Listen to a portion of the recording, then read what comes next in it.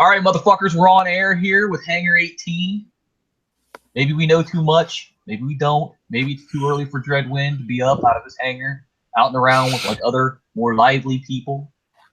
Definitely. Having a bad day. He had a rough day yesterday. The sacrifice for metal, that's what we do around here. God damn it. So anyway, welcome to the 9th edition of Hangar 18. And in this edition, we're going to talk about some cover songs. And yeah, I mostly chose the playlist, which is why it's like mostly awesome. I threw a couple bones over to Dreadwind, and he picked some songs, blah, blah, blah. So anyway, yeah, here we go. We're going to talk about, first off, our first opening segment, we always talk about some heavy metal news. Right? So, yeah, what's new? I think I know what you're going to talk about, but go ahead. I bet you don't. Now, okay. Tell me, once I start talking about it, tell me if I'm right or not. Listen to this. If you don't, I will, but go ahead. All right. Nitro, a 1980s glam metal band, is going to reform with Lamb of God's Chris Adler on drums. Was that what you thought I was going to talk about? No. Ha ha! See that, motherfucker? Down. Who the fuck is Nitro? Nitro is a awful glam metal band, and they got their lead singer Jim Gillette. I don't know, whatever. Anyway, he's like super duper high pitched voice. So yeah, they're going to reform. It's a metal trio, and yeah, it's going to be a thing with Chris Adler, and I have no idea why he's playing with a glam metal band, but you know he's awesome drummer. So I mean, yeah, he kicks ass on the last Megadeth album that he was on was just awesome. So just that's kind of weird. I thought that caught my eye immediately, and I was like, holy shit! But I actually want to talk about one more other thing, and maybe this will be the one you thought I was talking about, the Guns N' Roses thing. So actually, it's not. Oh shit! See that? You can't stereotype the Thundercracker. So anyway, Guns N' Roses apparently during their live shows they have like a big giant effigy of Trump, and they invite people up onto the stage to beat up the big giant effigy of Trump. And here's my thought. Here's my thing about that, right? Like, okay, I get it. You know, it's free speech. You're allowed to do that. You can criticize, you know, the president-elect. But here's the thing. He has enacted exactly zero policy yet. So what the fuck are you up there beating it up about? Are you mad about his policy on, oh, wait, he has no fucking policy on anything because he hasn't fucking done anything yet? Here's the thing. Here's my thoughts, okay? If I can interject for just a second. Yeah.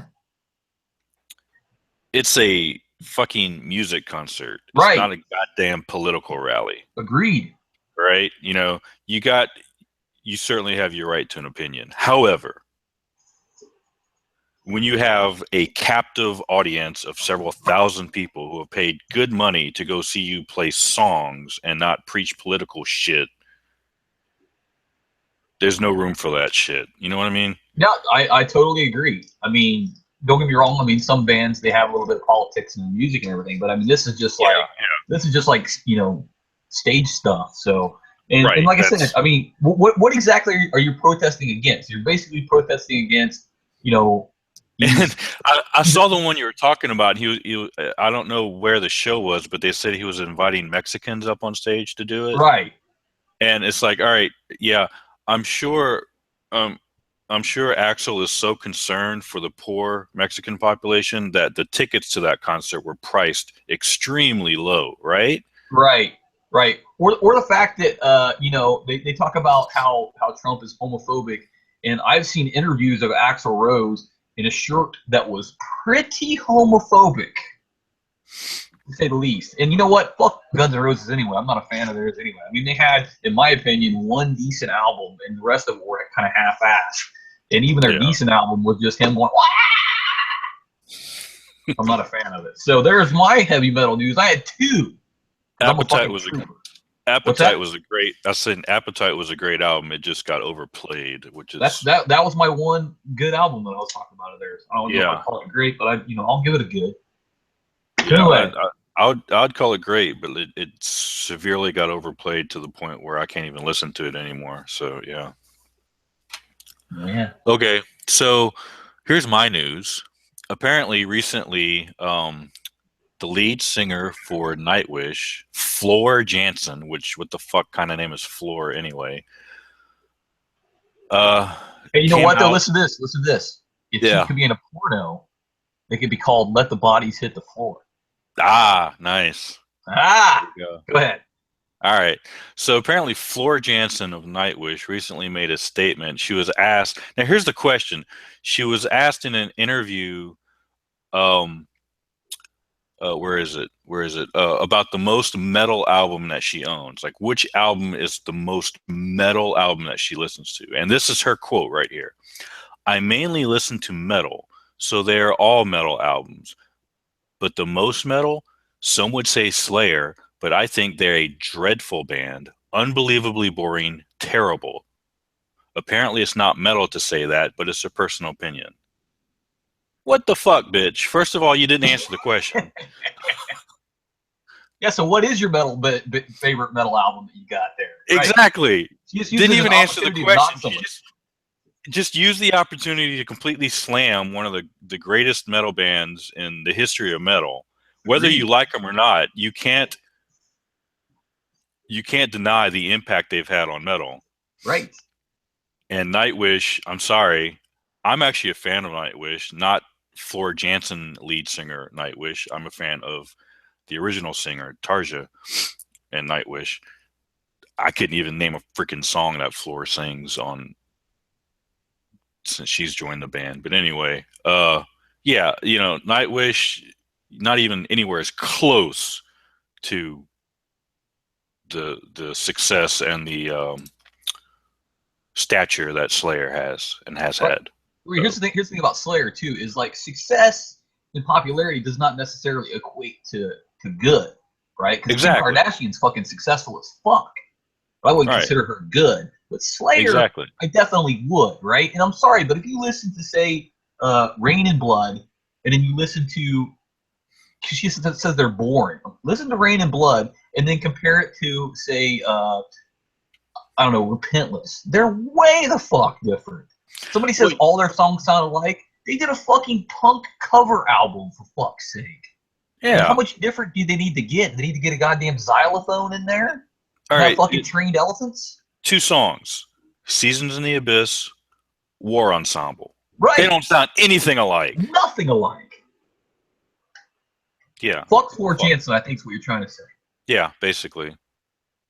All right. I'm with you. She is kind of hot, but anyway. Yeah, but I mean, like, that's pretty standard for, a chick-led band. Yeah, and also, I was just gonna say, Slayer was never like popular in the sense of being popular. Like, when the Metallica Black Album came out, they were freaking popular. Slayer's never been like that, but they've still been successful. And they have loyal fans. Fucking loyal fans. And they're not even as popular as, I would say they're not even as popular as Megadeth is. But still, I mean, a Slayer fan is a die-hard Slayer fan, Absolutely. All right. So anyway, I mean, how many times have you fucking seen somebody without their shirt on, with a big fucking head wound, with blood just trailing down their face and chest, just chanting, Nightwish, Nightwish. Never. You've never seen it. All right. We got a little excited about that, I think. Yeah. Excited. You fucking talk about Slayer, you're talking about me, motherfucker. All right. So now moving on to our reviews of song. All right. And our first song, and full disclosure, I'm a giant Sab head, and this song just happens to be a Black Sabbath cover. And I'm also a giant fan. This isn't Sepultura, but it's about as close as you can get without it being Sepultura. Anyway, I'm a huge Max Cavalera fan. And anyway, this is Soulfly covering Under the Sun. Now, Soulfly was formed in Phoenix, Arizona by Max Cavalera in 1999. This particular song was off the 2000 collection of cover songs called Nativity in Black 2, which is a great album. If you want to go out and get an album, I would highly recommend Nativity in Black 2 and then first Nativity in Black. Both of them are really, really good. Yes. first thing I noticed is, well, and I've listened to the song hundreds of times, so I love it. The opening is heavy as fuck. I mean, it's just heavy. Yep. I noticed when I was watching it, I was reading in the comment section, somebody says, "Oh yeah, this guy's got Cookie Monster vocals." You know what? I'm so sick of fucking hearing the goddamn Cookie Monster vocals. You know what? That's a style of singing that some people do. And you know what? If you like, the high pitch opera shit, that's fine. Power metal-y type stuff, you're free to like that. But you know what? Fuck off about the Cookie Monster thing, because I'm guessing Max Cavalera could out-sing the fuck out of whoever said that. So, yeah. I mean, he actually has a vocal range, and a lot of those death metal singers do. So, I mean, lay off the fucking Cookie Monster comments, you fuckheads. This is what I'm trying to say. Anyway, there's one part in this song where they're like doing like a transition, and they do like this really awesome bass distortion. It's like wah wah wah wah wah wah wah wah, and that was a really poor impersonation of it, but I thought it was really awesome. The bass distortion type thing that they did. And you could definitely tell Max Cavalera's fingerprints all over this song, right? You can definitely, even just like the pacing of it, definitely the singing, obviously, and kind of like the whole overall feel of it. I thought you could definitely, feel Max Cavalera's presence over top of it. And first of all, Under the Sun is one of the like hidden treasures, I think, of hidden treasures, Megadeth. Hidden treasures of Black Sabbath anyway, because it's not it's not Iron Man, it's not Paranoid, but it's a great song. Yeah, it's definitely one of their more unknown tracks. Right. So I give this an 8.5 because I fucking loved it. Red Wing, go. Yeah, my first note is heavy intro. Like you said, it's heavy as fuck when it starts out. And then one of the first things that catches you too is when Max starts singing that Brazilian accent he's got, right? Right. And you can kind of pick it up here and there.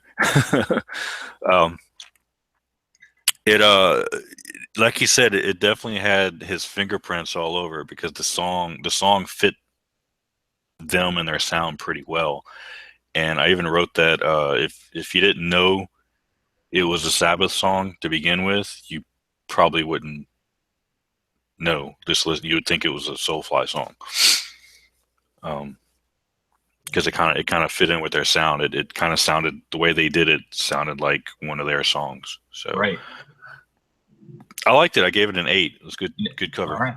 Yeah, I also like I thought they did a good job, like at the end where it breaks down into the like acoustic part. Yeah, the little change acoustic or not, but I thought that was really good. Yeah. So I mean, they did it. They did a really good tribute. All right, so moving on from Soulfly, from Brazil, we're gonna go over to Helsinki, Finland, for some Infroom. And this band was formed in Helsinki, Finland in 1995. And always like, every time I say some shit like that, it's always like, holy shit, that's almost 20 years ago. I know, it makes me feel old. Yeah, me too, man. All right. So anyway, they covered Battery, right? And if you don't know what Battery is, you fucking turn off this podcast, because Battery is like one of the, like, I don't know, pillars for me of heavy metal songs. I mean, it's not the most popular song off that album, but it's a fucking amazing song. Anyway, Battery's off Master of Puppets' 1986 album, probably one of my top 5 albums of all time. Great album, amazing album. I love the album. It's awesome, amazing album. I love it. It's great. All right. Can you tell what I like? How do you feel about that one? I'm all right. So I thought, first off, the opening that Infroom does is like more darker than the original, I guess. I don't know if it has to do with the guitar tone or what, but it just sounds like maybe like, I don't know, like a I don't know, darker than the original. That's what I originally fucking said. I don't know how else to explain it. I'm not a fan of the backing vocals that they did on the word battery. Like when he, obviously he says battery a lot in the song. And when they do it, they have like somebody, doing a backing vocal and he's saying battery. And it just sounds like, I don't know, just weird to me. And it's off-putting, I think. The first solo, even though it was like, I don't know, 8 seconds long, and that's true to the original, but even though it's like 8 seconds long, I thought it was nice and clear, right? That's one, like maybe like one of the complaints I might have about Master of Puppets, one of the very few complaints, is like just due to the production values of the time, like some of the stuff is a little bit washed out. But right. I love the scream right before the breakdown, right? That's awesome. I mean, I'm a fan of that kind of thing. And finally, the second solo that they did was fucking brilliant. Brilliant solo. I mean, just amazing solo that he rips off right there. When I first heard that, I was like, holy shit, that's awesome. So, I mean, this to me is what a cover song should be. It sounds like the original for the most part, but there's, subtle changes in touches of the covering band, and they try to improve it where they think it needs improving, which is hard to improve that. But fuck. All right, so anyway, fuck, I'm going to, getting off on a tangent here. But anyway, I give it a 9. If you turn the 9 upside down and add 2 more 9s that are also upside down, you get 666. 666. Just throwing that out there. Number of the beast. Anyway, Dreadwin, what did you think of Insert Room's cover of Battery? I didn't pick up on the darker aspect. I thought the intro was pretty spot on. I think that's because you are inherently darker. You just don't see that kind of shit. Possibly. Like you could see Satan murdering adorable puppies and you'd be like, well, what's wrong with that? Just saying. All right, go ahead. Yeah. Okay. So, but yeah, the intro was pretty spot on. I thought the guitars are just about perfect throughout the song. The whole song is great. Vocals aren't bad. Like you, I wasn't, the background vocals were kind of, I don't know, but the lead vocals were good and the solos are great in it.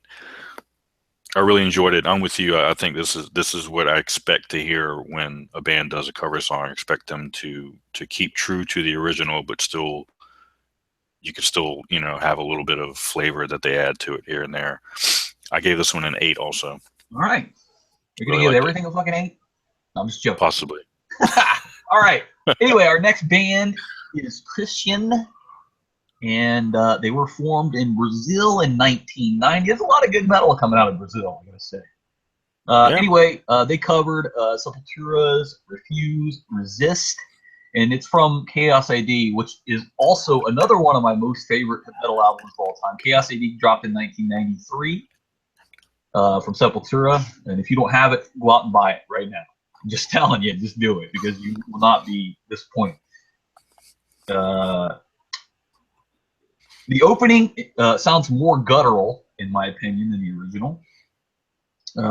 There's a one point in Chaos AD, or in the actual original song, where like right before they go to like the main guitar riff, Max goes "Wah!" They didn't do that, which that like I don't know, that like struck me as like is off-putting. Like I immediately noticed the absence of that little lyrical thing there. But the solo, the solo, fucking amazing. And I know I say that a lot, but I'm gonna say it again. The solo was fucking amazing on this part here. The closeout drums, I thought they didn't do it quite as tribally, quote unquote, as Sepultura normally does. I don't know if that's like a word or even a musical concept. But whenever I hear Sepultura, I can always hear like the tribal influence, and I couldn't hear it in this Christian cover. But anyway, it's fucking awesome. So I gave it an 8.5. All right. Sorry, I was jamming to. Don't bring me down. I was jamming to Refuse Resist in my head just now. Yeah, Sepultura. You're not listening to my reviews. Is that what you're trying to say? What'd you say? No.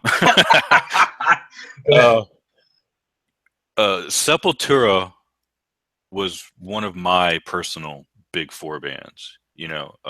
We've talked about this in the past where I appreciate Slayer. I have a ton of respect for them, but I just never got into them as much as I did some other bands. Sepultura was that 4th band for me. It was Metallica, Megadeth, Anthrax, Sepultura. That was my big 4. Love this album. Love this song off of this album, the original. This one, what struck me right off the bat on the intro it lacked that he didn't pop into that snare, you know, that tack tack tack tack tack at the beginning where it sounds like gunfire. Yep. He's popping the snare drum real hard on the original. He doesn't do that on this one. He's just kind of boom boom. Yeah, it's a little muted. Yeah, I see that. It. I was like, no, that's not right. So I did not like that part, but the rest of it was good. I liked the guitar sound. The guitar sounded good. Vocals were a bit deeper than Max. I found he had that's kind of where I was getting with the guttural thing. Yeah, he had a similar singing style, but he was like maybe a register lower or something. And the solo was great, but it also sounded like it was sped up a little bit too, but it was still good. Overall, I really, really liked it. The only thing I did not like about it was the intro. That pop, that's part of the song, and they just didn't put it in there. It's kind of a signature, part of that song. But I did like it overall. I gave it an 8. An 8, all right. So yeah. You broke from fucking tradition, gave it an 8. 888. 888. Number the neighbor of the neighbor of the beast. The neighbor of the beast. All right. So now moving on to our next band. It is Vader, who were formed in Poland in 1993, right? And I love Vader. I want to say it right now. I love Vader. He was great in Star Wars. What's that? He was great in Star Wars. That's true. Anyway, Vader, they always pick good songs to cover too, and this is no exception. Fight Fire with Fire, off of Metallica's Ride the Lightning 1984 release. Fight Fire with Fire, awesome song. It's about nuclear Armageddon and mutually assured destruction. Anyway, tell that to Reader's Digest. Another Megadeth reference. That's 2 for me today. All right, so the thing that immediately struck me is, like, in the original Fight Fire with Fire, there's like this whole opening thing. It almost sounds like they're playing like a harpsichord or something. It's like, I don't know what they did to the guitars. It's like dun dun dun dun dun dun dun dun dun dun. Anyway, they skipped that entirely. It just went right to the. Well, it's like it starts out the same way, kind of the same way Battery does. Battery in the original starts out with that classical guitar, right? Yeah, and then Fight Fire with Fire kind of does the same thing. It's kind of a cleaner guitar part that they started with, and yeah, they didn't do that on this. So, yeah, they skip right to the part where, like, the cymbal is just going right before they build up to it, right? Yeah, so that immediately struck me, and the chorus of this cover is brutal as fuck. I mean, just brutal as fuck. I mean, there's no other way to describe it. It's fucking brutal. The solo sounded pretty close to the original, in my opinion, until they went to the harmonic part, and then it totally diverged from the original. The fight part, where they're going fight, where they say Fight Fire with Fire, the backing vocals of that was awesome, I thought. But one thing I thought that they removed that I don't think they should have removed is, like, the explosion part at the end. Like, where he makes the guitar sound like an explosion. Mm-hmm. They took that out, and I don't think they should have taken that out because I like that part. So, anyway, I give it an 8.5. Okay. Go ahead, Wayne, go. Vader. Guitars are fast and tight on this one. Mm-hmm. I saw a movie called that one time. Fast and Tight. Yeah, was Floor Jansen in it? Right. It was a sequel to Bodies Hit the Floor. Bodies Hit the Floor. Nice. Yeah, this song sounds really good with their style and even with his vocals, I thought. The drums are fucking ruthless throughout. I mean, he's just like, the dude's not even taking a break from the double bass pedal. He's just the whole way through. We're both awful at like vocally mimicking pantomiming instruments. Yeah. Yeah. Go ahead. Yep. Sweet solo in it. I really like the solo. It's not note for note exactly, but it stays in the same realm. Yeah. I can't think of a word, but yeah, you know what I mean. It stays close enough to where it fits. That didn't happen in one of the other songs. But anyway, I liked it. I gave it a 9. Really good one. Oh, wow. 9. Damn. Yeah. All right. Okay. Turn it upside down. Moving on to this is a Dreadwind pick here. Typo Negative. Typo Negative formed in New York City in 1989, and they are covering Black Sabbath. And again, full disclosure, gigantic Sab head. I love almost everything that Black Sabbath's ever done. So, anyway, this is Black Sabbath off their self-titled debut album, Black Sabbath, 1970. So, which is odd that I'm listening to a music that's almost 50 years old. That's crazy. Anyway, here we go. I thought the bubbling cauldron was a nice touch, right? Definitely gave it like an ominous type feel to it, but they have that bubbling cauldron like throughout the entire song. I kept thinking like of like a mad scientist's library, or like a where they got somebody strapped to a table and they're like cutting out organs and shit. The main riff on a piano is eerie and dark as all get out, right? Just those 3 chords or whatever on the piano, I thought that was pretty awesome. Yeah. The song is an extra minute long. The Devil's Triad, I think, is what they call that chord. Oh yeah, well that's a good name for it. Yeah. The song is an extra minute long, and for the longest time, I thought he was saying, "I am Satanless," right, in the chorus. But I actually listened a little harder this time, and then I found out that he's saying "Ave, Ave, Satanus," which means "Hail, Hail, Satan" in Latin. Okay. Yeah, but you didn't know that, did you? No, I thought he was saying "I am Satanus." Yeah. It's Ave, Ave, Satanus. That means Hail, Hail, Satan. So I go that extra mile for my listeners. All right. You get the Trooper Award this week. Thank you. Hey, you know what? I'll take that. All right. There are a lot of lyrical changes, and by that I mean like almost all of them were different, but they're okay. I mean, wait. Now he has 2 versions.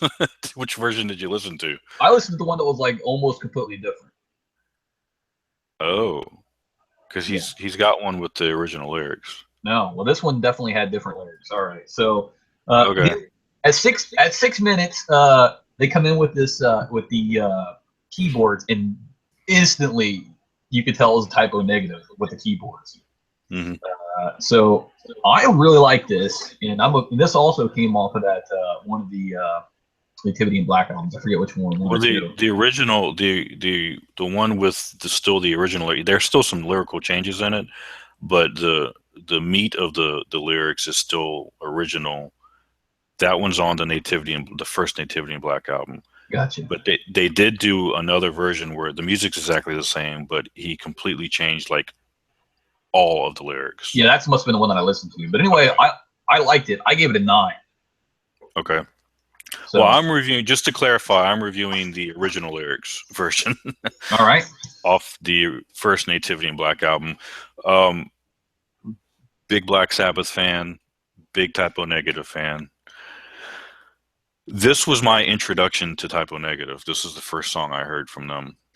Oh, nice. And I'd seen the album in the store. I was like, I want to check those guys out. But then I bought the Nativity in Black album. I was like, oh, great. I like a lot of these bands, and here's a chance to check out Typo Negative. This song, to me, is one of the most evil sounding songs. Agreed. This particular version of it, too. This, when I hear people say, "Oh, when I expect to hear like Slayer or something if you ever go to hell." No, I expect to hear this when you go to hell. Yeah. This is what I imagine hell sounding like. Is this song? It just sounds evil. His vocals, you can't duplicate Peter's deep vocals, and it fits this song so well. Like you said, that Devil's Triad chord on the keyboard piano is eerie. The little background noises with the moans here and there add so much more to the atmosphere of the song. And then the guitars kick in, and they're tuned down so much lower, and it's just heavy on top of heavy on top of heavy. And this was a perfect song for them to cover from Black Sabbath. I don't have anything bad to say about this song. I love this song, this version of the song. I give this one a 10. A 10? Awesome. Yes. All right. I'm just going to say, too, that Geezer Butler said that this is probably one of the best Black Sabbath covers he'd ever heard of. I would agree with that. That's pretty high praise, right? Yeah. All right, moving on to our next band. It is Anthrax, not the white powder. So calm down. The thrash metal band formed in New York in 1981, and this is another song off of Master of Puppets. So you got to do a good fucking job on this, else I'll fucking shit all over it. Because Master of Puppets, again, great album. If you don't have it, go buy it, fuckers. All right. The song is called Welcome Home. Before you go any further, Yeah. Is there another version of this? What are you talking about? Well, the one I listened to, when I started listening to it, the singer started singing, and I recognized he's not the Anthrax singer, either one of them. So I looked into it, and it's not actually Anthrax doing this song. Really? It's Scott Ian and Friends. Oh, well. Like Scott Ian is literally the only guy from Anthrax in this lineup. Yeah, I did. Yeah, well, all right. Fuck it. Close enough. It's close enough to Anthrax anyway. Okay, I was just throwing that out there. We're gonna call it Anthrax. That's how it's listed, but it's right. Yeah, I noticed that it wasn't Joey Belladonna or John Bush too, but yeah, it's Scott Ian is literally the only guy in the lineup that's actually from Anthrax. But let's be honest, though. I mean, Anthrax. When you think of Anthrax, who do you think about? I mean, Scott Ian. Yeah, I think about Scott Ian. His bald head and his beard. But then you could also think SOD. So. No, that's true too, I guess. All right, we're getting way off topic. Anyway, the song is called "Welcome Home," parenthetically Sanitarium, and everybody calls it Sanitarium. All right, the opening had a very different tone to it and a whole bunch of added bass parts, but I thought it was really good. The vocals, I thought, sounded a bit like Sebastian Bach, is what I have wrote down for that. No. Yes. Oh yeah. No. Oh yes. No. All right. So anyway, Dreadwin's wrong here. I'm right. The solos were crisp and clear. Wait till I tell you who it is. Go ahead. All right. Okay. The cymbals. Okay. Here's the one part I gotta complain about it. The cymbals, they have like way too loud, right? Because like during part of the song, all you hear is like of the fucking cymbal, where they play out the cymbal. I don't like that. I mean, yeah. It overshadows everything else, I thought. So anyway, I thought it was really good. Otherwise, I give this 7.5. So tell me who it really is. Okay, so this is the lineup. You have Scott Ian on lead guitar. Okay.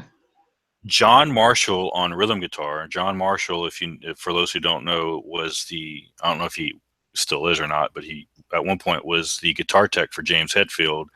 And when James Hetfield got burned, oh yeah, he played. Yeah, right. He took his spot for a little while on tour. So he's on rhythm guitar. Tony Levine, Levin, I don't know. I think it's Levine on bass, primarily a session bass player, and Mickey D, who is the drummer for Motorhead, on drums. And the vocals are none other than Whitfield Crane from Ugly Kid Joe. What? Yes. Wow. All right. Still, I say he sounds like Sebastian Bach. So that's the lineup. So I don't know why they have them listed as Anthrax. They definitely did, though. But yeah, they definitely did. I guess maybe Scott Ian owns the publishing rights to this particular version of the song. I don't know. But anyway, it had the intro had an odd like drone sound going on in the background behind the actual intro, which I thought was distracting.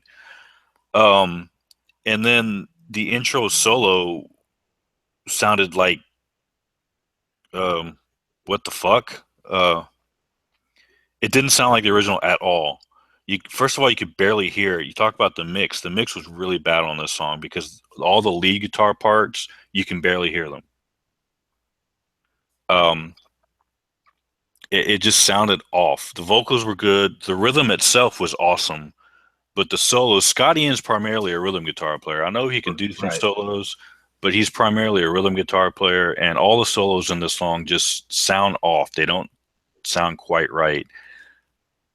I'm sure if he's doing solos on like his own material, it would sound fine, but I don't think he's the type of guitar player that can do solos like this, mimicking other bands, where it fits right. I'm sure it sounds good on his own stuff, but on this one, it did not fit good at all. None of the solos sounded good, I thought. And I mean, the dude can certainly play better than I can, that's for sure, but it didn't fit the song. So I don't know what was going on with that. I gave it a 7 based primarily on the performance of the rest of the song. The solos just really brought it down for me, though, because they didn't sound. They're not even close to the original, except for like 1 or 2 little parts. All right. You know, okay. I don't expect note for note, but get close. You know, and he did. So. Way to bring us down. Yeah. Hey, you picked it, man.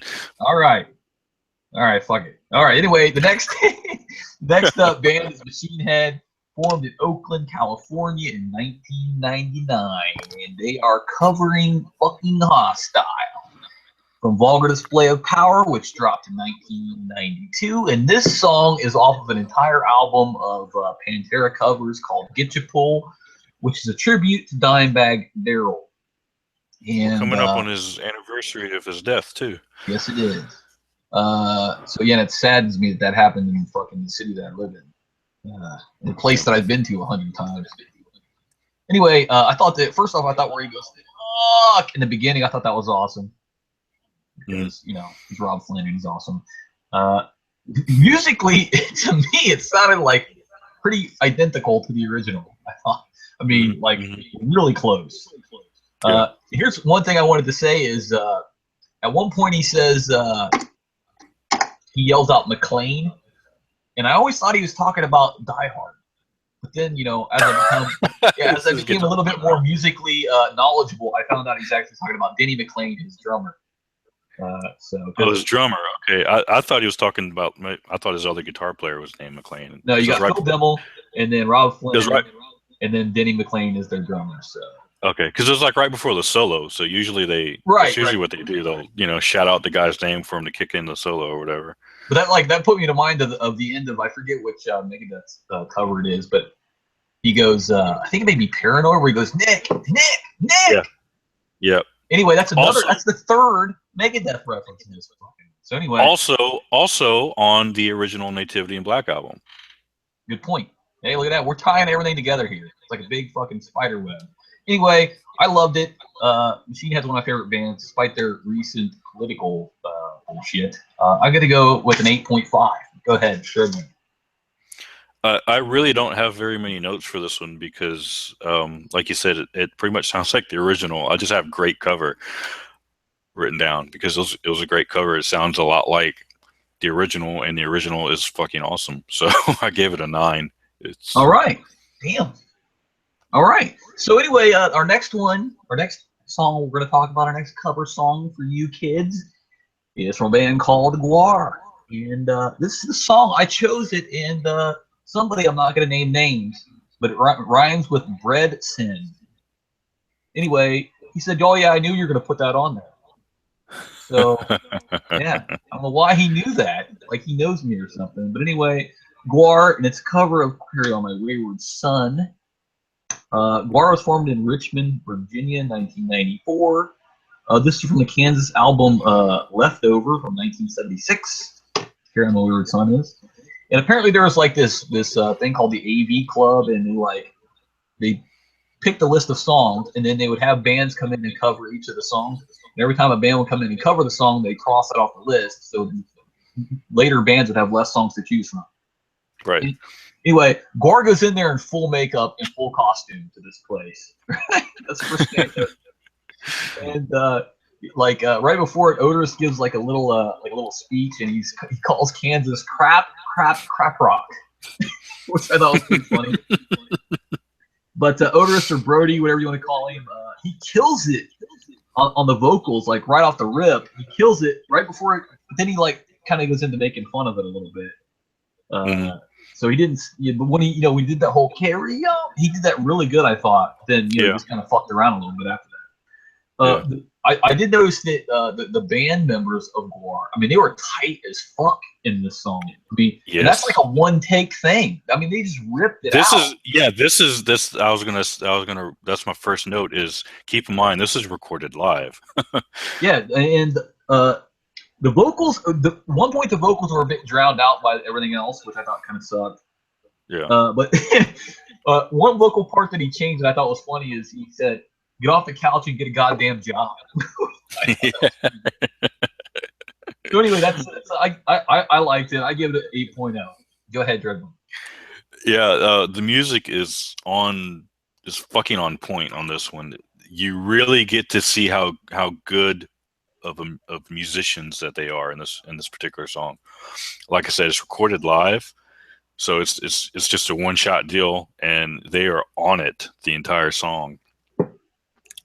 It kicks in, and like you said, the vocals are a little bit low, and of course, Oderus is singing in his own unique style, unique way to make it their own, and it sounds like it still sounds like the original, but it sounds like Gore doing the original, so it sounds like Kansas going metal. I gave it a 9. I think it's pretty freaking cool. I like it. All right. See that? I chose it for a reason, to placate you. Right. All right, so our next song, we're going down south a little bit here, down there where, you squeal like a pig. Anyway, our next song is from a band called Corrosion of Conformity, formed in Raleigh, North Carolina in 1982. And wait, what are you trying to say? I'm just saying sometimes people from the South are a little bit hanky on the whole, Some of us have hangars located in the South. I'm just saying that some of them don't get the whole personal space and no bestiality policy. But anyway, right. Anyway, this is a song.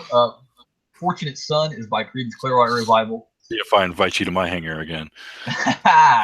Anyway, it's off of Willie and the Poor Boy, which was released in 1969. And the instant thing you notice about this is the speed is turned way down from the original. Mm-hmm. I mean, this is a heavy metal band slowing down a rock band song. So it's kind of weird. You can definitely tell the Southern influence, right? Mm-hmm. Like all the way through it, I kept like half expecting him to say y'all and bless your heart and like fucking deep fry something. So I definitely hear the Southern influence. At one point, the one thing that was kind of distracting is at one point in the song, there's just like the sound. It sounds like a cork coming out of a champagne bottle. It just like was in there for no reason. I don't know if that's a mistake or something in the mix. I don't know, but it was distracting as fuck to me. But anyway, I liked it overall. It's not like one of those good bar bands type songs. I give it an 8.0. Go ahead, Trevor. Yeah, I'm a big COC fan, and they call him Cock.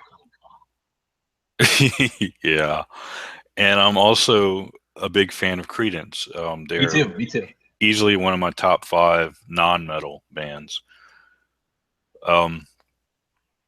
Really like this original song too. This one, being a fan of Creedence and being a fan of COC, this isn't what I was expecting.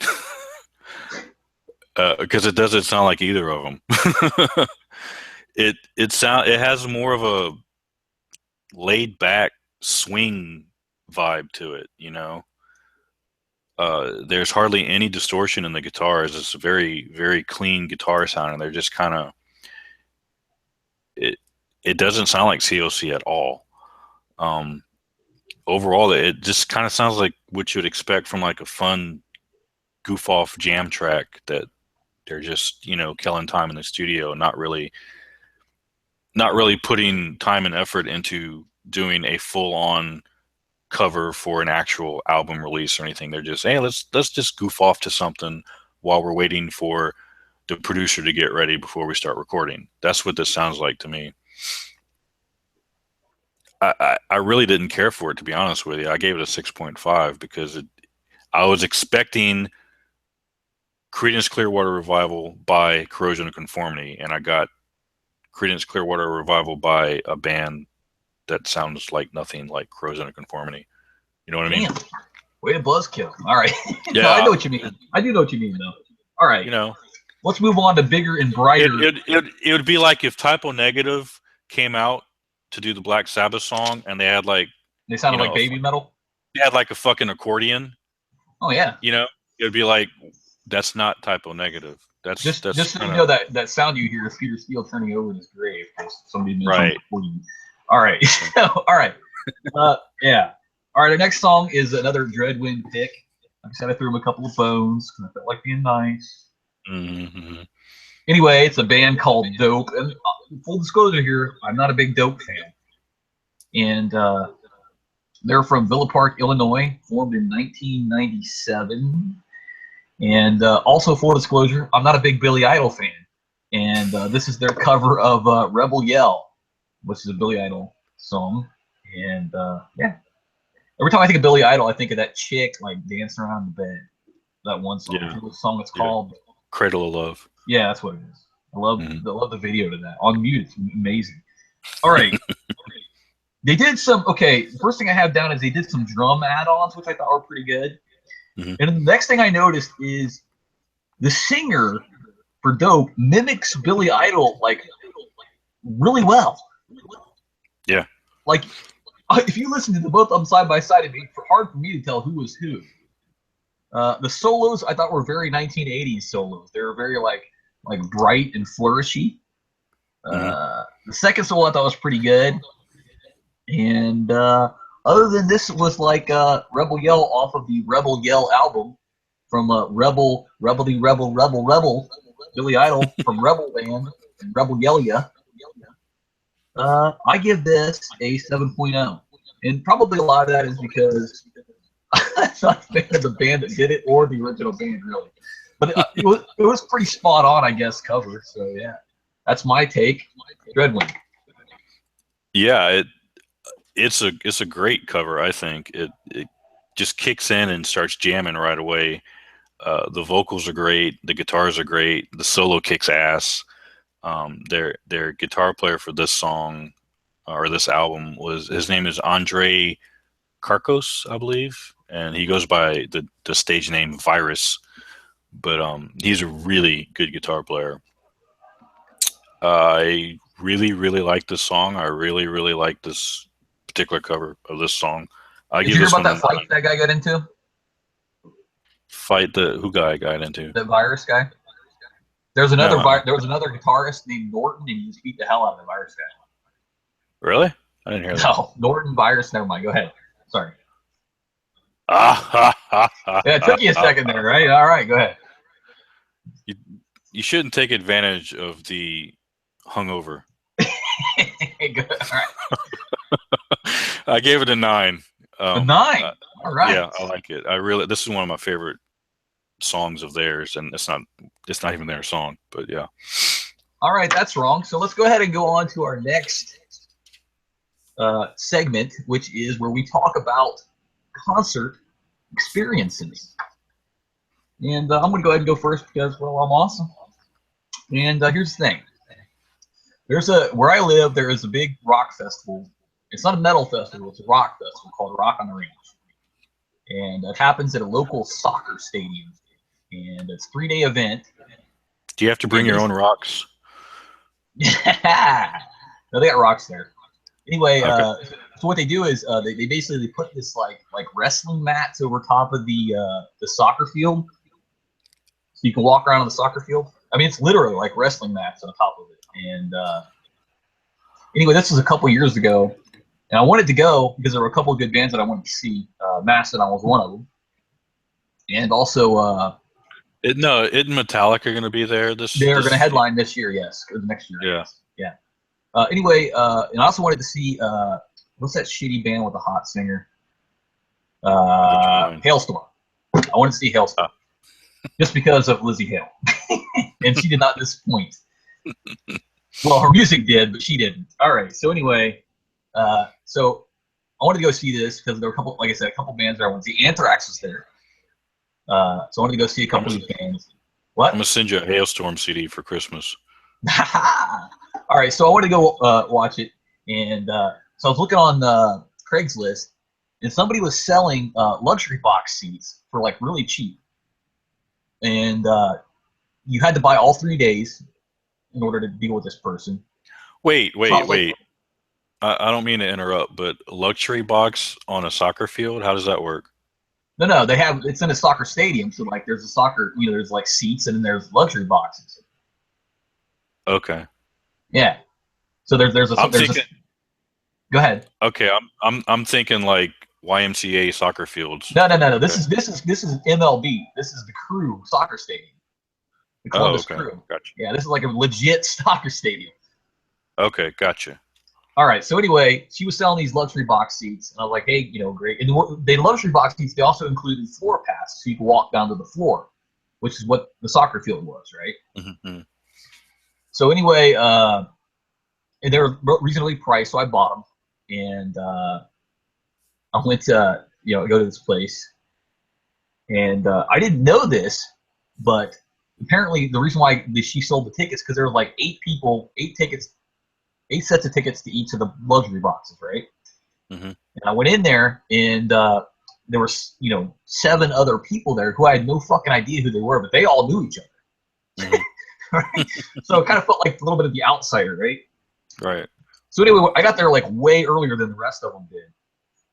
And I went in there, and they had like beer, like in buckets of ice in there, and they had like chips spread out, and they had like a flat screen TV in there. There was like nice seats in there and like a little closet spot where you could put your coat and everything. So like super nice, right? And then like right in front of the luxury boxes is like little fenced in outside seats that you could go sit in with like individual seats as opposed to the bleachers that everybody else had to sit in. And you could go down to the floor if you wanted to. So like overall pretty good thing. And you also had like a privileged parking spot too. Wow. Yeah, it was a good deal. So here's like that's all like background information. But here's the story part. Marilyn Manson was at this Rock on the Ring, okay, and here's the funny part: is one of those people in the actually there's 2 funny parts. I went down to go watch Anthrax, and they were on the second stage, and I went down there. I took my shirt off, right, mm-hmm. And one of the people who was there looks at me and he goes, "Hey man, do me a favor." I'm like, "What's that?" He goes, "When you're down there, just turn around to somebody at random and go, 'Yeah, I work out.'" It's like, okay. Okay. Yeah. So anyway, I mean, because like I'm pretty, slender, but I'm not like muscular or anything. So I thought that was pretty funny. But then the second funny thing, this is the best part about it is there was a hot chick in there. It was one of these people who was in this luxury box, and she did a cheerleading dance to "This Is the New Shit" by Marilyn Manson after Marilyn Manson played, which I thought was one of the funniest things I've ever seen in my life. She did like the splits and like little pom-pom thing without the pom-pom. So I thought it was, the only time in history anybody's ever seen Marilyn Manson done as a cheerleading rant. Wow. So yeah, that's my pretty bizarre, right? Yeah. So that's my story. And Goodman, go ahead with yours. All right. Well, one of the reasons I'm hungover today, last night I attended a concert, all on the sake of metal. Got to see Crowbar. Crowbar. Fucking awesome. And opening for them was Goat Whore. Also awesome. Also awesome. Who played, remember we reviewed one of their songs a while back. Dreamweaver? Talking about Goat Whore. Oh, yeah, I do remember that, yes. Yeah, and pretty goddamn high marks, if I remember right. Yeah, they played that one live. It was pretty cool. But it reminded me of one of the first times, I'm pretty sure it was one of the first times I saw Goat Whore. This was way long ago, back when Sammy was actually still in Acid Bath at the time, and Goat Whore was just a side project, and they didn't even have Ben on vocals yet. They were just a 3-piece at the time. Like, he had just started this project. And so, all right, backstory time. There was a guy that used to work at a music store in town. This was a fairly small town. And he had left that music store to start his own music store, okay? And then at the same time, this guy, after he started his own music store, he was trying to get it up and going. He was trying to get like a live venue thing going on where people, get stuff going, help out the music scene. So he had bought like down the street, it was like this old, like a Tasty Freeze or something. it was like it was one of those things where like you had to we call drive those Dairy into. Queens in the north. Yeah. So you had to like drive into it, but like it was all the whole parking area was covered, right? And I guess it was almost like a Sonic type deal where you drive in like a drive up. Gotcha. Type of place. Anyway, it was like that. It was old, shut down, hadn't been used in forever, and he had bought it, and he had tried to close it in by just kind of putting up like a privacy fence around the border.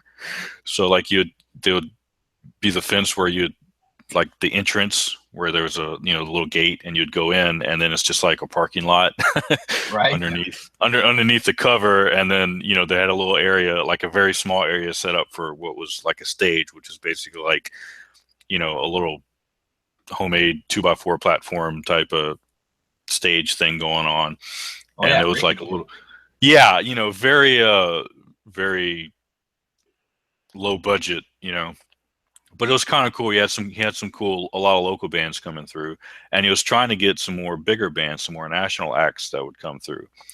Well, this one particular instance, he actually had Prong built to play. So I was like, yeah, I'm gonna go fucking see Prong, right? And I'm pretty sure Gohor was one of the bands that was opening for him at this particular show. I know I saw them there at the venue, but I can't remember which one. But just for argument's sake, we'll say it was Gohor. So they're up there, they're playing, and it gets pretty loud, and it's not an enclosed place because all you have is like a privacy fence going around, right? But the neighbors love that. Yeah, the neighbors, they had several noise complaints. Well, this particular night, it got really loud, and I guess they had another noise complaint. Cops show up, go in to talk to him about it, come to find out he was, from what I understand, in the middle of extracurricular substance use. Oh, nice. At the time, so he got arrested, and the cops shut the whole fucking place down, and Prong never got on to play. Oh, dude, that sucks. Yeah. Totally sucked. It was like right before Prong was supposed to go on. It was the band. They just came in. They shut like the whole thing just got shut down. It was like, oh, and then you refunded all your money, right? No. I know. That sucks. Yeah. What a downer of a story. Yeah. All right. Yeah. All right. Well, that wraps it up for this edition of Hangar 18. And thanks everybody for listening. Well, there's 2 people at one point, so fuck it. Yeah. And I know people will come back and listen to it too. So anyway, thanks. Hello, people. What? Hello, people. Oh yeah. So anyway, thanks everybody for listening. And I think next week we're going to do All Thrash because I want to do All Thrash. So I know All Thrash. Jobin loves thrash so much. So anyway, we're gonna go ahead and call it a day and sign off. Horns up, motherfuckers. Dreadwind. Stay metal. All right, we're out.